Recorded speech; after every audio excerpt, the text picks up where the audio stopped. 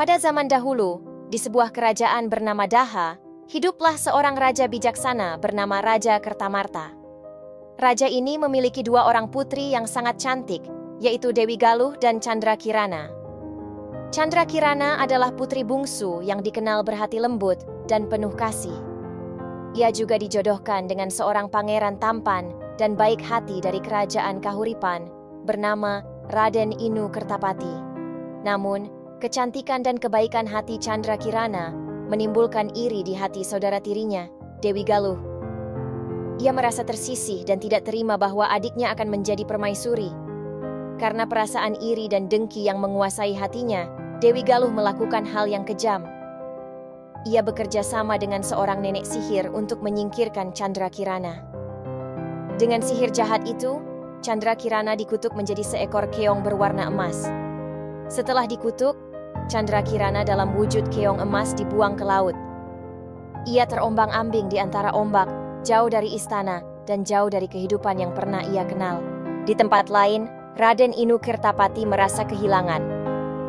Ia tak percaya bahwa Candrakirana benar-benar menghilang.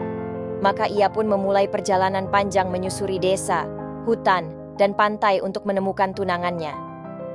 Sementara itu, keong emas yang terapung di laut akhirnya terbawa ke sebuah sungai kecil. Di sana, seekor keong ditemukan oleh seorang nenek tua yang hidup sendirian. Karena merasa kasihan, sang nenek membawa keong itu pulang dan merawatnya dengan penuh kasih sayang. Setiap malam, keajaiban terjadi. Keong emas itu berubah kembali menjadi manusia, menjadi Candrakirana. Dalam wujud aslinya, Candrakirana membantu sang nenek. Ia memasak, membersihkan rumah, dan menjaga sang nenek seolah-olah seperti cucunya sendiri. Namun saat pagi tiba, ia kembali menjadi keong. Hal ini berlangsung selama beberapa waktu. Sang nenek pun mulai curiga karena setiap hari rumahnya sudah bersih dan makanan telah tersedia. Padahal ia merasa tidak melakukannya sendiri. Hingga suatu hari, sang nenek pura-pura pergi dan diam-diam mengintip. Saat itulah ia melihat keajaiban itu. Keong emas berubah menjadi seorang gadis cantik. Sang nenek terkejut, tapi tidak takut. Ia justru merasa bersyukur dan semakin menyayangi Candrakirana. Di sisi lain, Raden Inu Kertapati masih terus mencari. Dalam perjalanannya, ia menghadapi berbagai rintangan dan bahkan sempat tertipu oleh penyamaran nenek sihir yang mencoba mengelabui dirinya. Namun berkat ketulusan hati dan doa yang tidak pernah putus, akhirnya Raden Inu menemukan Candrakirana di rumah sang nenek. Ia pun mengenali tunangannya, meski awalnya sulit dipercaya bahwa gadis itu pernah menjadi seekor keong. Kutukan pun sirna. Candrakirana kembali ke wujud aslinya secara permanen. Ia dan Raden Inu kembali ke istana, membawa sang nenek bersama mereka sebagai tanda terima kasih. Kebenaran akhirnya terungkap. Dewi Galuh dihukum atas perbuatannya.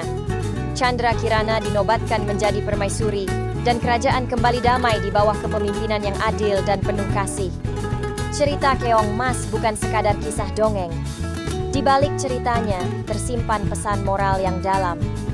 Pertama, bahwa iri hati dan rasa dengki bisa membawa kehancuran bagi diri sendiri. Dewi Galuh adalah contoh nyata bahwa niat jahat tidak pernah membawa kebahagiaan. Kedua, kebaikan dan ketulusan hati akan selalu menemukan jalan.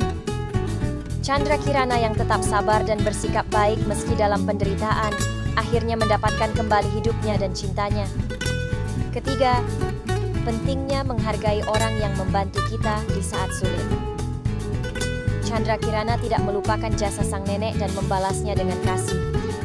Dan terakhir, cerita ini juga mengajarkan bahwa cinta sejati akan selalu menemukan jalannya, meski harus melewati ujian yang berat. Dari cerita Keong Mas, kita diingatkan untuk menjaga hati dari rasa iri, selalu bersikap baik, dan mempercayai bahwa kebaikan akan selalu menang pada akhirnya.